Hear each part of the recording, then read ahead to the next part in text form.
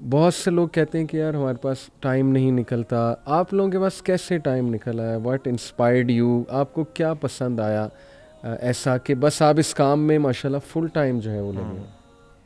अच्छा, इसकी जो शुरुआत होती है ना, वो मैंने कोटेशन पढ़ी थी, जब आपका प्रोफेशन है और आपका पैशन जब सेम हो जाए ना, तो ज़िंदगी में काम करने का मज़ा आता है आपको। तो फिर आपको टाइम की परवाह नहीं रहती। सही। तो यूथ क्लब में आने का मकसद ये था कि पैशन भी यही था और प्रोफेशन भी यही बन गया। तो फिर हमें टाइम की परवाह नहीं रही, टाइम कहाँ निकालना है, कैसे करना है, तो तमाम चीज़ें मैनेज करना हमारे लिए बहुत इजी हो गया। सही। तो 24 आवर हमने अपनी लाइफ के यूथ क्लब के साथ डेडिकेट कर दिए हैं।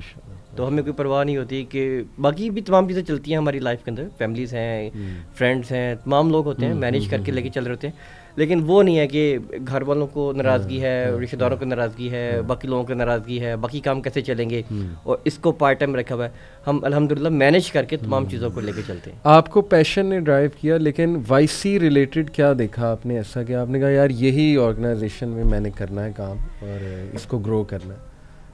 बहुत पुरानी बात है ये, बहुत बचपन की बात है। 2013 में मैंने एक वर्कशॉप ज्वाइन की, कोर्स ज्वाइन किया अरबिक लैंग्वेज का। अरबिक लैंग्वेज का कुरान को पढ़ने का शुरू से ही शौक़ था, लेकिन कभी उस तरह से नहीं हो सका कि मैं कुरान को खुद से समझ सकूं।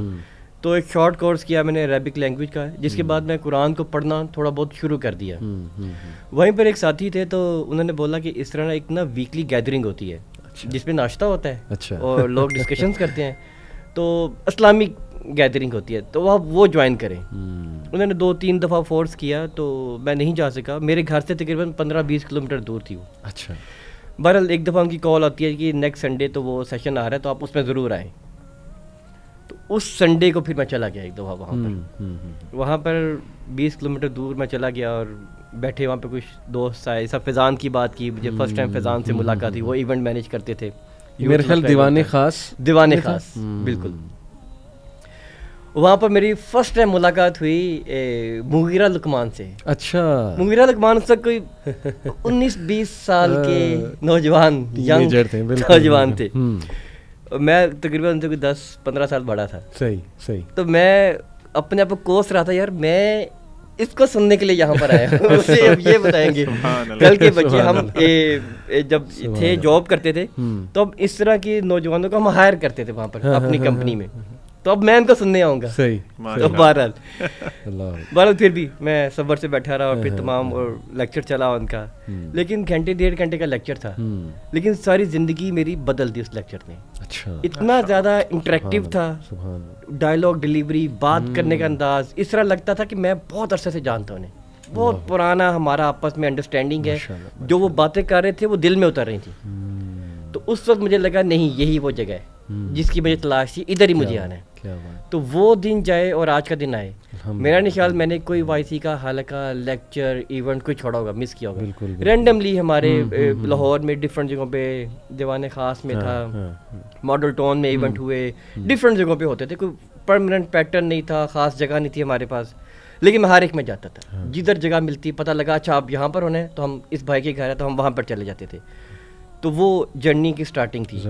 तो ये तमाम टाइम पर फिर ये समझ आ गई कि अल्टीमेटली यही लोकेशन है जिसे मैं ढूंढ रहा हूँ, ये जगह इसमें ढूंढ रहा हूँ। अमेजिंग, माशाल्लाह, बहुत बहुत inspirational. What about you Aleem? YC में क्या आपको ऐसा नज़र आया कि आपने डेडिकेट करने का सोचा अपना टाइम और सब कुछ? अरे भाई, यूथ क्लब एक मिशन का नाम है और बहुत से ऑर्गेनाइजेशंस और भी काम कर रही हैं दीन का, लेकिन यूथ क्लब के साथ स्पेसिफिकली चलने का और आगे अपनी लाइफ डेडिकेट करने का मेन मकसद और वजह ये थी कि यूथ क्लब जिस तरह काम कर रहा है, आई थिंक कि शायद दूसरे ऑर्गेनाइजेशन उस तरह से काम नहीं करें। स्टाइल की बात कर रहा हूँ मैं प्राइमरीली, यानी कि रिलेटेबिलिटी। यूथ यहाँ आती है, they feel like they are in their own homes. और उसके बाद ये है कि हम लोग जिस तरह जिन एरियाज़ में काम कर रहे हैं, जो हमारे टारगेट एरियाज़ हैं, हमारा टारगेट ऑडियंस है, वो मैं समझता हूँ कि बाकी ऑर्गेनाइजेशन में उस तरह से नहीं हो रहा। तो मैंने ये समझा कि जब हम ये काम कर रहे हैं और ऐसा कोई काम और कोई नहीं कर रहा, और इसकी ज़रूरत भी बहुत है आजकल। आपको पता है जिस तरह पाकिस्तान का majority of population is youth, और उनको क्या मसले मसाइल हैं। तो as youth club is taking those problems head on, तो आई वांटेड कि मेरे लिए बल्कि इनाम की बात है और अल्लाह का एहसान है मुझ पर कि अल्लाह ने मुझे चूज़ किया और इस नेक मिशन में मैं हेल्प कर रहा हूँ जितनी मुमकिन हो सकता। और जब आप आए वाईसी में तो ब्रदरहुड जो है वो उससे भी इंस्पायर हुए आप, यानी ये बड़ी एक ऐसी चीज़ है जो लोग पीपल वांट कि ब्रदरहुड जो है या सिस्टरहुड जो है वो मुझे मिले। अरे भाई शुरू में जिस तरह मैंने आपको बताया, जो मेरा शुरू का एक्सपीरियंस था दीन पे आने के बाद, वो थोड़ा सा ड्राई एक्सपीरियंस था। वाईसी में आने के बाद रबी भाई बैठे हैं, he was one of those people जिनसे मैं पहले शुरू में मिला, क्योंकि ये वॉलंटियर माशाल्लाह ही is very down to earth, Allah ताला जज़ाए खैर दे इनको। ये सफाई भी कर रहे होते थे वहाँ पे, और फूड के लिए भी माशाल्लाह, I think he was food manager, I don't know, लेकिन ये माशाल्लाह मैनेज कर रहे होते थे सारा कुछ।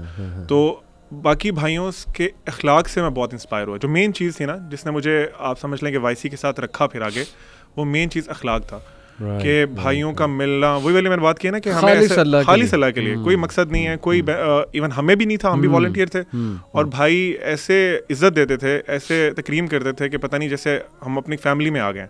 तो that is the most important quality जो अभी भी है यहाँ पे। जो भी आता है, हमें हमारे पास गेस्ट रहता है, हम उसको बहुत अच्छे से बिठाते हैं, चाय वगैरह पूछते हैं, उसको बहुत अच्छे से वेलकम करते हैं। तो दैट इज़ द रीज़न मेरा ख्याल है कि YC is very different from other organisation जिनसे मेरा एक्सपोजर हुआ है।